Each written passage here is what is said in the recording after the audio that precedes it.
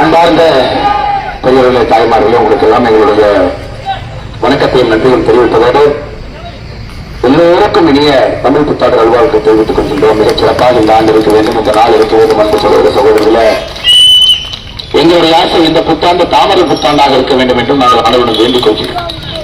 நீங்கள் எல்லோரும் கூட பாரத பிரதமர் நரேந்திர மோடி அவர்களை 400 பாராளுமன்ற உறுப்பினர்களை கொடுத்து மறுபடியும் வலிமையாக நீங்கள் ஆட்சி கட்டளை அமர்த்த வேண்டும் என்கின்ற அன்பான வேண்டுகோளை உங்களுக்கு எல்லாம் வைக்கின்றோம்.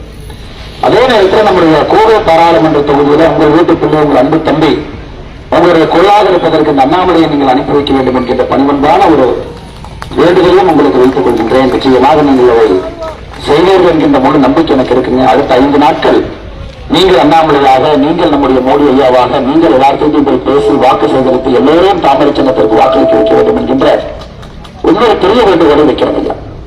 இன்னைக்கு இந்த பகுதியில் பெரிய அளவில் நம்முடைய ரஜினி மக்கள் மன்றத்தினுடைய நிர்வாகிகள் அமைந்திருக்கிறார்கள். எல்லோரும் நன்றி தெரிவித்துக் கொள்கின்றேன்.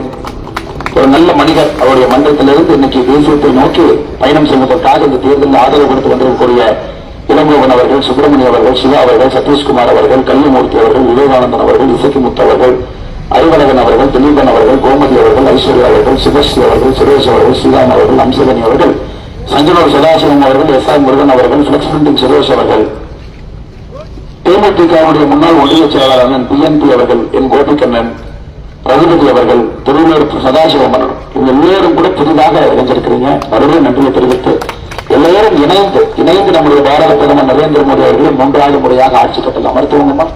இன்னும் 5 ஆண்டுகள் இந்த நல்லாட்சி தொடர வேண்டும். எந்தவித தங்குதடையும் இல்லாம முக்கியமான முடிவுகளை நம்முடைய பிரதமர் அவர் எடுப்பதற்கு உறுதுணையாக இந்த 400 MPக்கள் இருக்க வேண்டும். அதனுடைய முதல் எம்பியாக கோயம்புத்தூருடைய குரலாக இங்கிருந்து தாமரையில உங்களுடைய அன்பு தம்பி அண்ணாமலையை நீங்கள் வெற்றி பெற சொல்ல வேண்டும். தாமரை சின்னத்தில் இருக்கின்ற கோரிக்கையை உங்களுக்கு வைத்துவிட்டு இங்கிருந்து சிறப்பு போறதுமா உங்க அன்பெல்லாம் கொடுத்து ஆசீர்வாதம் பண்ணி அனுப்புங்க. நமது ஊர் போகணும். ஆனால் நீங்கள் எல்லாரும் திரும்ப வருகின்றோம், அவரை சந்திக்கின்றோம், அன்பு பாராட்டுகின்றோம். அவரும் நன்றி தெரிவித்துக் கொள்கின்றோம். நன்றி, வணக்கம். பாரத் மாதா கி ஜெய்.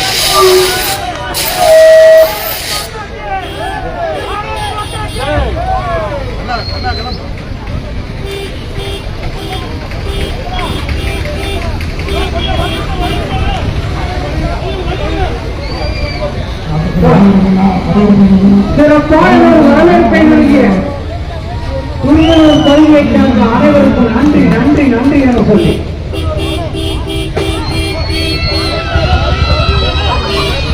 முன்னாடி